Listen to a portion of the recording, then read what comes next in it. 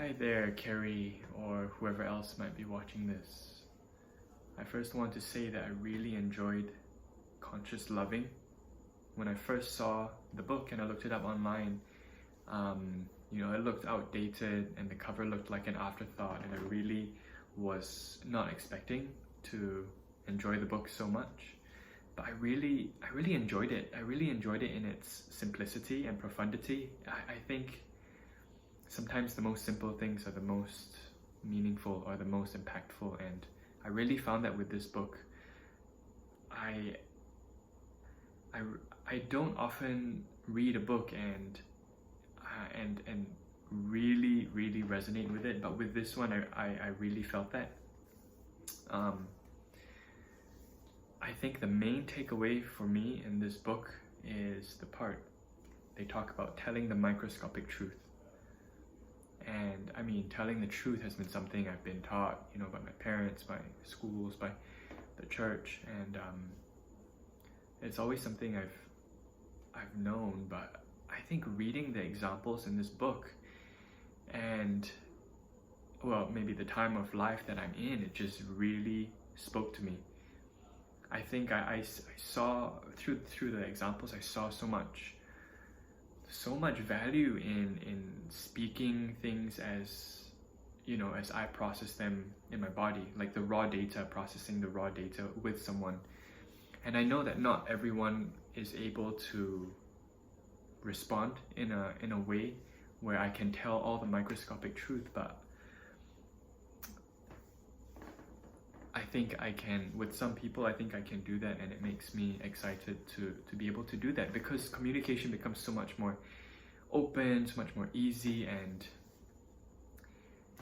the example that I go to when I explain this concept to other people that I've talked with as I was explaining this book, I think there was an example given where a man tells his partner, and he says, I'm going away for the weekend, and then she tells the microscopic truth by tuning into her feelings and saying I felt sad because just because you're leaving, but I felt that you were abandoning me. And it's this tuning into the body and knowing what you're feeling and knowing where that might come from and saying that out loud to the other person. There's so much power in that, and it sounds so simple, but that telling the microscopic truth is what stood out the most to me in this book. I think another thing that really stood out to me was locating feelings in the body, and also feeling all your feelings. I'm quite in touch with my emotions, and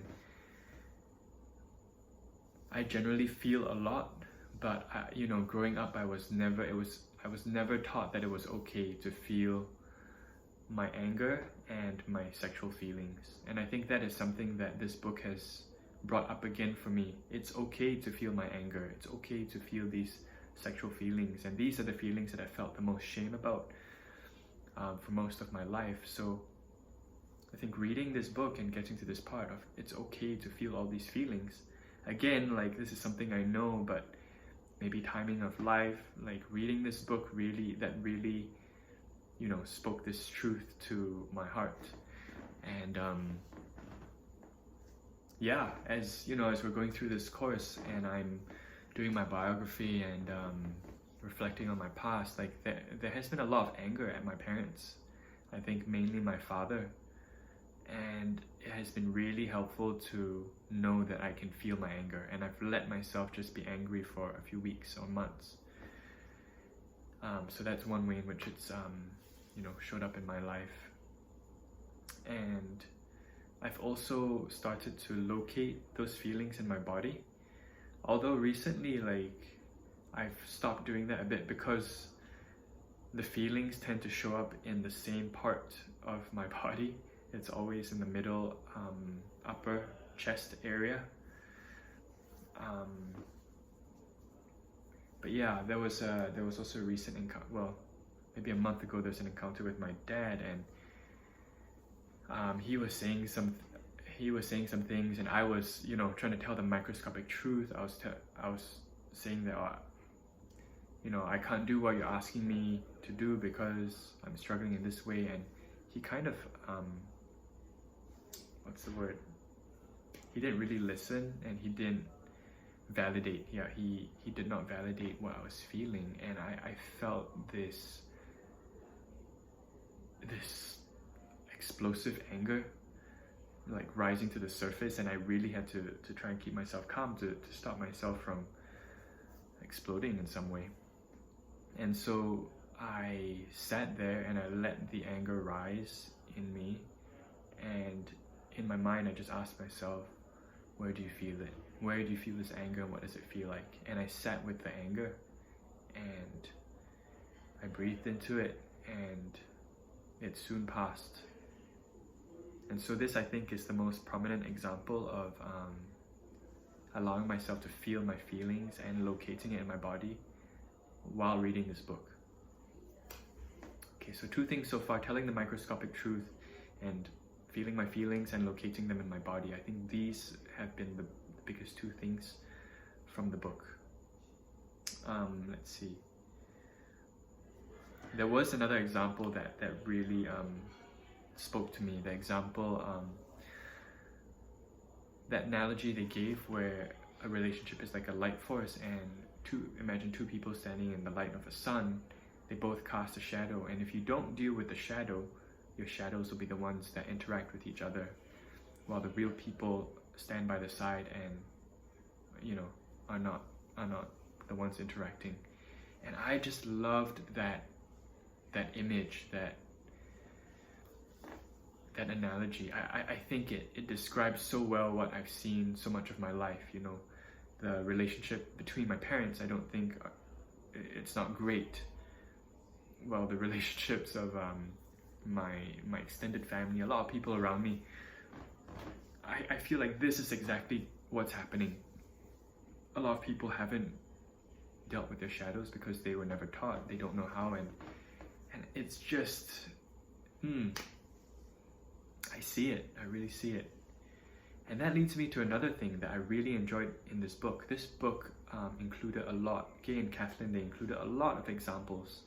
And I found myself thinking so much of the time, oh my goodness, there is such a strong correlation between our upbringing and who we are now. There's so much of our parents in us. There's so much of our culture in us. And there's so much of this programming that is unconscious. Reading this book there were a lot of aha moments, and it was like, in many ways it was, I started to become more conscious. I started to almost see more clearly. And it has really reinforced the fact that intergenerational traits are just, they're passed down. There's just such a strong connection between our upbringing as children and who we are now. And I'm so convinced of it, and I see it in my life. I think recently a big thing that I've uncovered is my attachment style, attachment theory, and reflecting on, with a counselor, reflecting on how I'm ambivalently attached and how that makes me quite needy in, relationships, in any friendship, relationship, and that has been a huge realization for me. Yep. Let's see what else. There's some quotes that I've really enjoyed.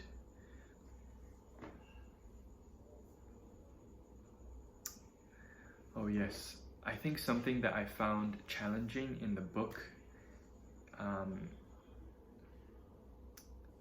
is when Gay and Kathleen say that you cannot have ultimate closeness without being fully able to separate. And then they give this fantastic example which I think really epitomizes this idea. And they say the lifelong process of individuation is extraordinarily complicated.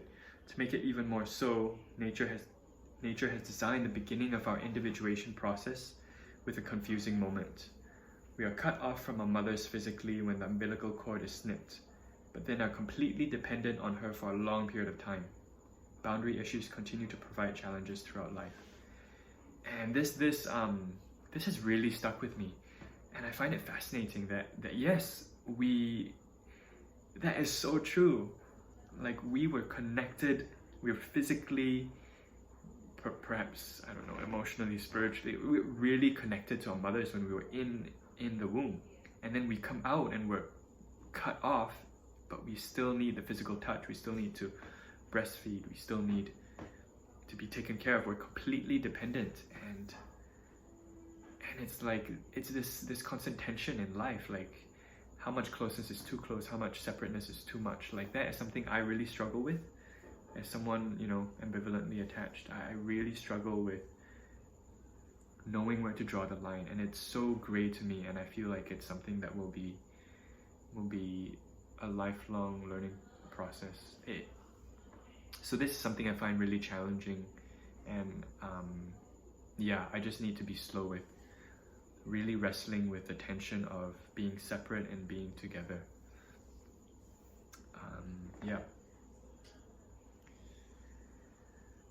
So that's it.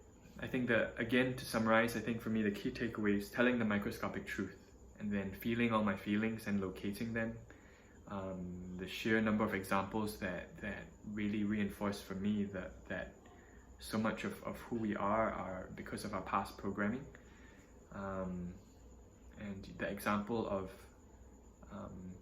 standing in the light with the shadows, and then the challenge of needing full closeness and full separateness to be close.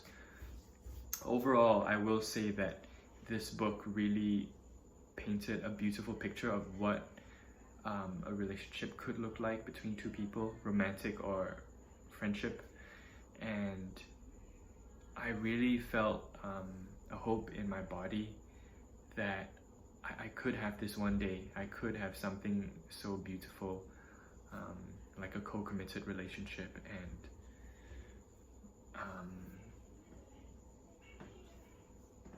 yeah,